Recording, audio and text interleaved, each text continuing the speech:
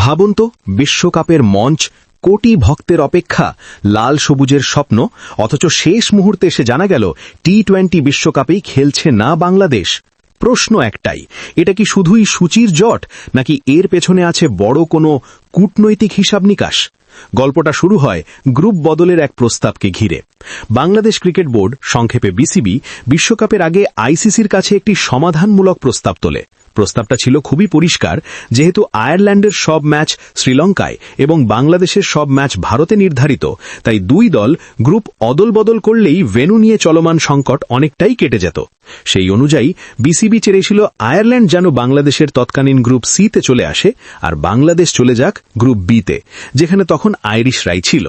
এই এক সিদ্ধান্তেই শেষ হতে পারত ভেন্যু ঘিরে রাজনৈতিক ও কূটনৈতিক টানাপোড়েন, নিরাপত্তা সংশয় আর অনিশ্চয়তা। কিন্তু সমস্যার মূল জায়গাটা ছিল এখানেই। আয়ারল্যান্ড এই প্রস্তাব মানতে রাজি হয়নি, আর সেখান থেকেই ধীরে ধীরে জটিল হয়ে ওঠে পুরো পরিস্থিতি। গ্রুপ পরিবর্তনের প্রস্তাব ভেস্তে যাওয়ায় শেষ পর্যন্ত বাংলাদেশ টি-20 বিশ্বকাপ খেলতে অস্বীকৃতি জানায়। টাইগারদের জায়গায় বিশ্বকাপে সুযোগ পেয়ে যায় স্কটল্যান্ড। এই সিদ্ধান্ত ক্রিকেট প্রেমীদের মধ্যে যেমন হতাশা ছড়িয়েছে, তেমনি জন্ম দিয়েছে অসংখ্য প্রশ্ন। বাংলাদেশ কি সত্যি আর কোনো বিকল্প পায়নি, নাকি সিদ্ধান্তটা ছিল অনিবার্য? এদিকে গ্রুপ বদল করতে না চাওয়ার বিষয়ে কিছুটা ব্যাখ্যা দিয়েছেন আয়ারল্যান্ডের প্রধান কোচ হেনরিক মালান। জনপ্রিয় ক্রিকেট বিষয়ক ওয়েবসাইট ক্রিকবাজকে দেওয়া এক সাক্ষাৎকারে তিনি বলেন, আয়ারল্যান্ড পুরো টি-20 বিশ্বকাপের সূচি মাথায় রেখেই প্রস্তুতি নিচ্ছে। তাদের কাছে মানিয়ে নেওয়ার সক্ষমতা, ভিন্ন কন্ডিশনে খেলার মানসিকতা এবং শ্রীলঙ্কার পরিবেশে নিজেদের গেম প্ল্যান কার্যকরভাবে প্রয়োগ করাই সবচেয়ে গুরুত্বপূর্ণ। মালানের ভাষায়, আমাদের সামনে যে প্রতিপক্ষ, যে কন্ডিশন, সবকিছুর সাথে মানিয়ে নিয়ে ঠিকভাবে খেলতে পারাটাই আমাদের লক্ষ্য।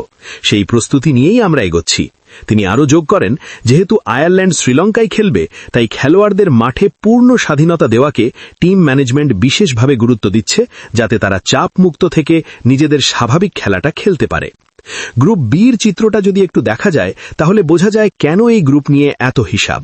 এই গ্রুপে আয়ারল্যান্ডের সঙ্গে রয়েছে স্বাগতিক ও হট ফেভারিট শ্রীলঙ্কা, 5 বারের বিশ্ব চ্যাম্পিয়ন অস্ট্রেলিয়া, সঙ্গে ওমান ও জিম্বাবুয়ে।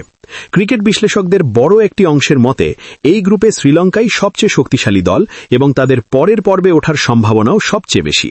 অনেকের ধারণা, বাংলাদেশ যদি এই গ্রুপে আসত, তাহলে শ্রীলঙ্কার জন্য সুপার পর্বে ওঠার পথটা অনেক কঠিন হয়ে যেত। আর এখান থেকেই জন্ম নিচ্ছে সন্দেহ, তাহলে কি শুধুই প্রস্তুতির অজুহাত, নাকি এর পেছনে ছিল আরও বড় কোনো কৌশল? কেউ কেউ মনে করছেন, গ্রুপের সমীকরণ ঠিক রাখার জন্যই আয়ারল্যান্ড, শ্রীলঙ্কা কিংবা এমনকি আইসিসিও সবাই মিলেই পরোক্ষভাবে বাংলাদেশের বিপক্ষে অবস্থান নিয়েছিল। যদিও এসব প্রশ্নের সরাসরি উত্তর এখনো মেলেনি, তবে ক্রিকেট রাজনীতিতে যে সবসময় মাঠের বাইরের হিসাবই শেষ কথা বলে, সেটাও নতুন কিছু নয়। হয়তো সময়ের সাথে সাথে এই সিদ্ধান্তের পেছনের আসল কারণগুলো ধীরে ধীরে প্রকাশ পাবে। এর মধ্যেই বিশ্বকাপের আগে আয়ারল্যান্ড শিবিরে নেমে এসেছে আর একটি বড় ধাক্কা। প্রস্তুতি ম্যাচে ইতালির কাছে হেরে যাওয়ায় দলটা কিছুটা চাপে পড়েছে মেগা ইভেন্টের ঠিক আগে।